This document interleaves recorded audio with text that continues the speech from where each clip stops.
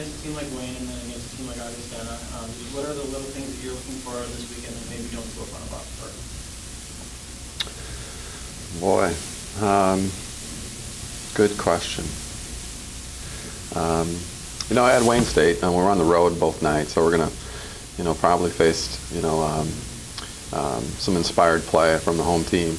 Wayne's probably one of the hardest working teams that I've seen on tape this year. Scrappy group, play somewhat undersized quite a bit, but not short on talent, not short on effort, really get after you. And, the big key for us is just going to be, can we play as hard as they do? Can we play as inspired as they do? And, if we're able to do that, I think we have a good chance then. Yeah, I know, your mentality is control what you can control, but have you been scoreboard watching it all, knowing that the 4 seed is, right there with a couple other teams? Yeah, we talked about it, but I just said the focus can't be on worrying about that stuff. It's, how can we get better today? And how can we play better? Because it really doesn't matter when anybody else does. If we can't take over ourselves, it doesn't, it doesn't matter, So we're just trying to get better. I felt like we had a good practice on Monday and another good practice today.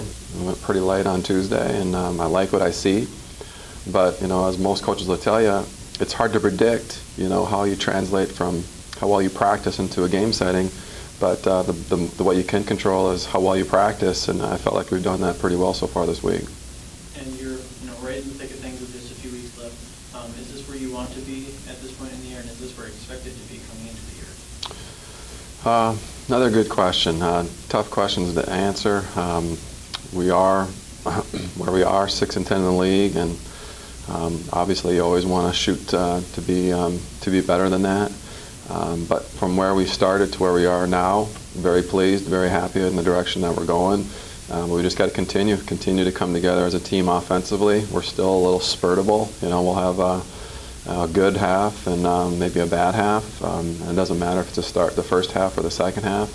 But we've been playing better basketball for longer periods of time, which is the reason why we've been more successful here. And hopefully those stretches can be longer and can get closer to being for 40 minutes offensively. And as well as defensively, the stretches are just a lot better, and hopefully they can get to be 40 minutes of really good basketball on both ends of the court.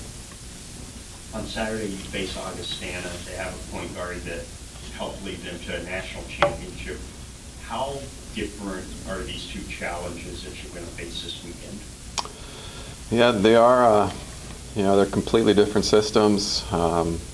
Obviously different players, and the point guard for Augie is unique. He's averaging 16 or so points a game.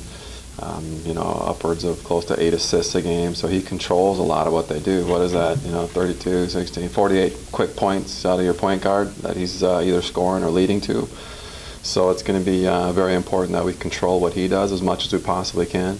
But they've got a lot of other players that are on the national championship team that have really stepped up and become, transformed from being a role player to more of a scorer, being counted on, much more than they were a year ago. So, a good, talented group puts tons of pressure on you, partly because of the point guard, but also because there's a lot of good players around them as well. So after playing so well against Mankato in the first half, and then ultimately coming up on the losing end, does that take away some of the momentum that you guys were building up coming into this weekend? I mean, it's frustrating to get a loss, so yes, it hurts. But I wouldn't say we've lost our momentum totally. We showed in that first half what we can be, and the focus remains what it was before. Just make sure we're playing at our level. We can't worry about, because there are other things we could worry about, like Minot or Mary's record. The two teams were kind of fighting for fourth place. But that's not our focus right now. Our focus is improving our level of play so that the second half against Mankato doesn't happen again. Sure, and like you said, Mary and Minot, right there with you guys. So have you been scoreboard watching at all, or are you just worrying about, like you said, you guys in control? I mean, obviously we check the scores every week, every night after our game. I always go through and just see what happened around the league. But as far as what we're focusing on, you obviously can't worry about that. We're going to get them at the end of the year. I believe that's our last series is against Mary and Minot. So our focus right now is to just prepare ourselves, because even if we do get that 4 seed in the North, we're looking at playing a team. I believe Mankato right now is 5th in the South. And so what we need to focus on is having our team be at a level where we're ready to beat a team like Mankato, and we didn't do that this past weekend. So we've got stuff we need to improve to be ready for even if we do get that home playoff game. So I wouldn't say we're worried about their standings. We've got to be focused on playing at a high level ourselves. Sure, and like you mentioned, Mankato couldn't come out on top. Just how do you bounce back this weekend and pick up wins against a team like Wayne and a team like Augustana?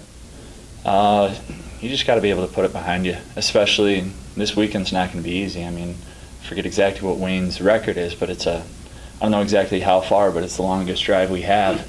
And then you're playing in their place, so obviously the travel and everything is kind of stacked against you, so you got to be focused and ready to go. And yeah, I wouldn't say, even today, I don't think we were worried too much. I mean, we had film before practice focusing on Mankato, but once practice started, now the focus is all inward and focusing on what we're doing. You've played a full college season. You've got a lot of freshmen on your team who are used to their season ending right about now. What advice, how can you help them push through that wall that some freshmen may hit?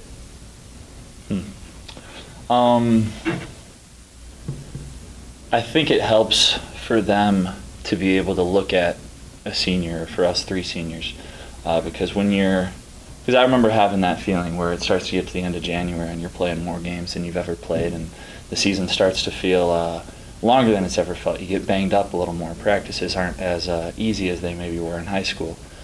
And I think having the seniors on the team, from what I remember as a freshman, looking up to Maxie, Zach Noreen, Max Rosenblum, Jake Shallow, those guys, when you see the effort they're putting forth because they realize it's over. I mean, for me, Ben, Will, it's over in, no more than 2 months or so. I forget exactly how far it's possible for us to play.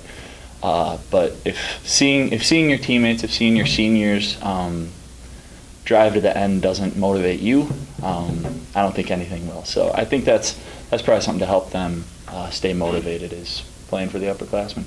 It's almost over for us. The bench has been playing very well as of late. What do you contribute that to? Guys staying level-headed. It's not easy to start out on the bench, and I don't think we had as many guys playing at the start of the year as we did now. And what you're seeing now is a product of Lucas Went, for example, keeping his head up and playing really hard. He practiced his tail off even when he was getting 0 minutes, 5 minutes a game. I mean, he wasn't playing at all, but he stuck with it, stuck with the process, kept working hard. And what you see now, the reason for that is just the work guys have put in. They didn't give up on themselves, and they put the team above themselves all year.